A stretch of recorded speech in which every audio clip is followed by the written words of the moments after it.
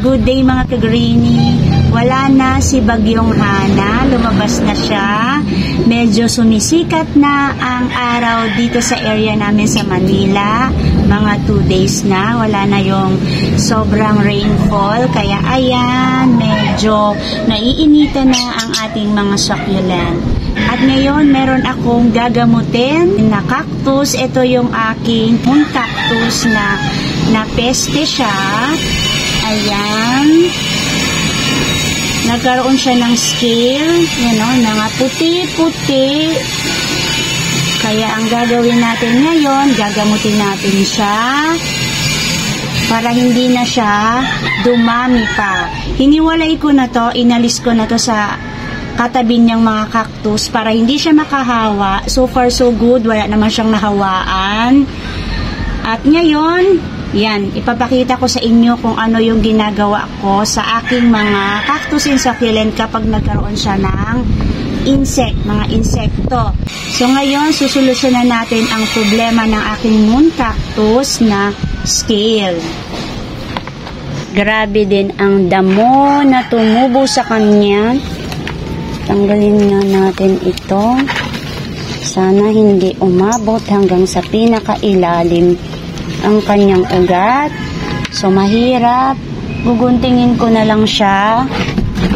Ayan, guntingin na lang natin kasi baka matanggal yung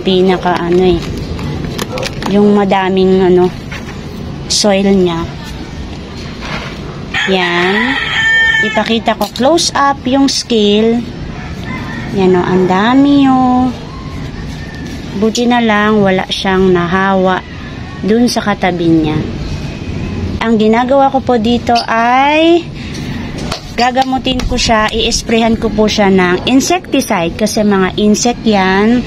So gagamit tayo ng ito po ay 7. Ito talaga yung ginagamit ko.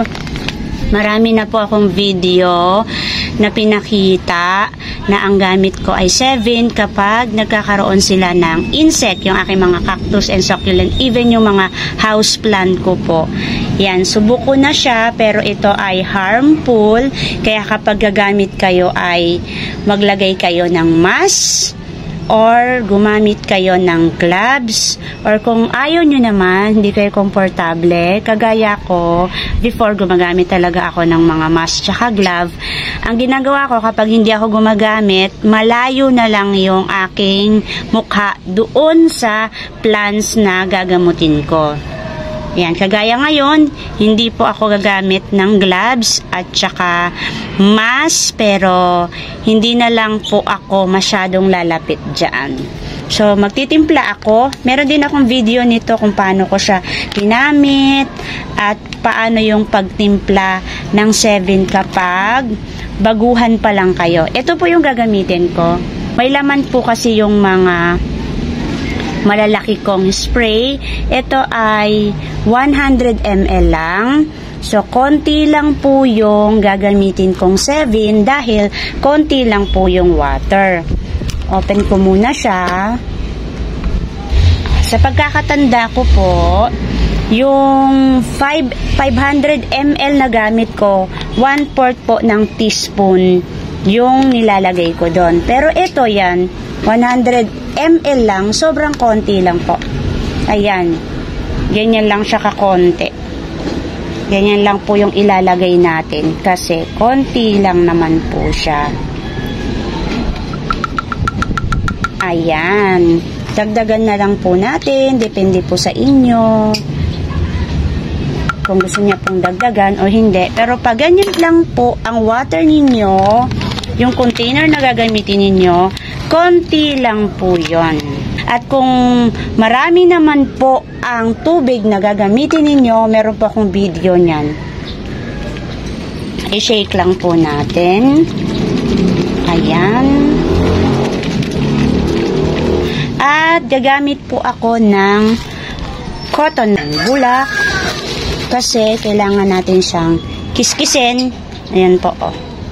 Yung puti-puti na yan. At i-spray po natin. Tanggalin natin. Ganyan lang po ang aking ginagawa kapag nagkakaroon ng scale ang aking mga cactus and succulent. Mamaya, pagkatapos po nito, i-sprayhan or yung matitira po na 7, ibubuhos ko po sa soil niya. Para pati yung soil, malalagyan po natin ng insecticide. Kasi di po natin alam kung meron o walang insect ang kanilang soil. Ganito lang po. Iaangat ko lang kasi sumasayaw yung camera ko. Ayan po. Kiskisin nyo lang po ng maigi. O kaya kuskusin nyo lang po ng maigi. Hanggang sa pinakaila-ilalim na meron siya. Ayan. Matatanggal po yan. Ganyan lang po yung ginagawa ko sa aking mga cactus and succulent na may insect po. Medyo malayo po ako sa aking cactus kasi po minsan ay maarte po ang aking mga ilong, lalamunan. Kaya ilayo natin yung ating mga pagmumukha sa insecticide po. Ayan, 'di ba? Nakita niyo po ang linis niya. Yung mga nakikita niyo na 'yan, wala na po 'yan. Even ito, spray natin. Kahit wala siyang ano po, scale, spray pa rin natin. So dito na tayong side. Ayan.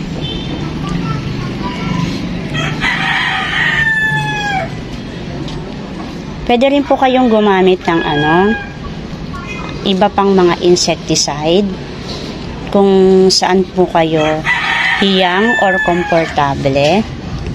Pwede rin po. Ako kasi po 7 na yung ginagamit ko kasi simula nung nag-alaga po ako ng cactus and succulent, 7 po talaga yung ginagamit ko. Pero noon pa, yung una, hindi ko pa siya nagagamit. Yung 7, inaano ko lang po siya, binabanlawan or hinuhugasan ko lang din po siya ng alcohol at saka sabon na may suka. Pero kasi ano po kasi yun pang fungus, kaya mas okay na kapag insecticide po yung gamitin natin. Pwede rin kayong gumamit ng yung cotton buds. Pwede rin po yun.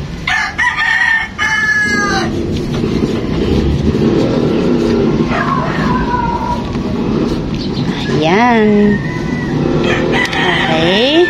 Malinis na po siya. Dito naman po sa kabila. Yung nakikita nyo na po yan na ganyan, mga anak niya na po yan, pinagtatanggal ko na. Nagkakaroon lang siya ng peklat. Kasi kapag pinutol ko yung anak, sumasama po yung pinaka dulo. Kaya kapag natanggal na po siya, nagkakaroon siya ng peklat. So last one na lang, itong side. Hindi naman po siya mahirap tanggalin. Kasi parang ang babaw lang po ng pagkakapit ng mga scale.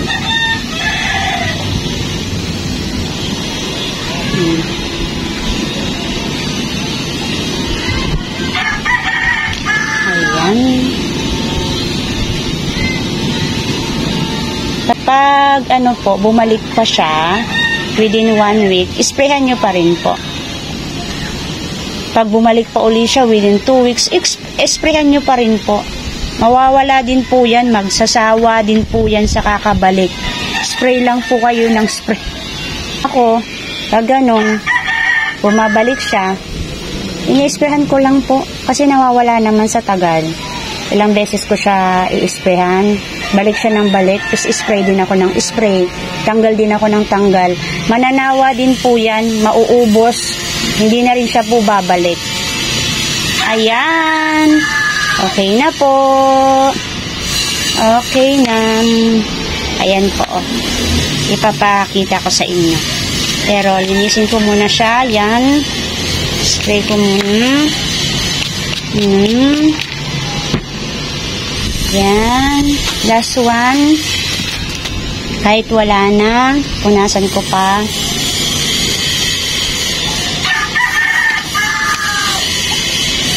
Okay. Okay po. Ayan. O, yan na po. Malinis na po siya. Wala na po siyang scale. Pakita natin. Yan.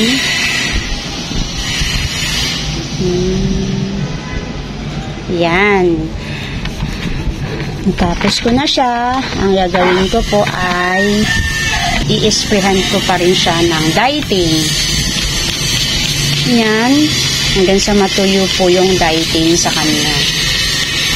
At ang gagawin ko po ay itong natirang dieting, ididilig ko po sa soil niya. Dito po. Ganyan. Kasi malamang sa malamang talaga pong mayroon pa pong insect dyan sa soil na yan. Yan. Kasi nanggaling po dyan yung insect sa soil na yan. Hindi ko po muna siya ilalagay sa arawan. Kasi kagagamot ko lang po sa kanya. Ang gagawin ko po sa kanya, ilalagay ko po muna siya sa shaded area ng mga 2 to 3 days.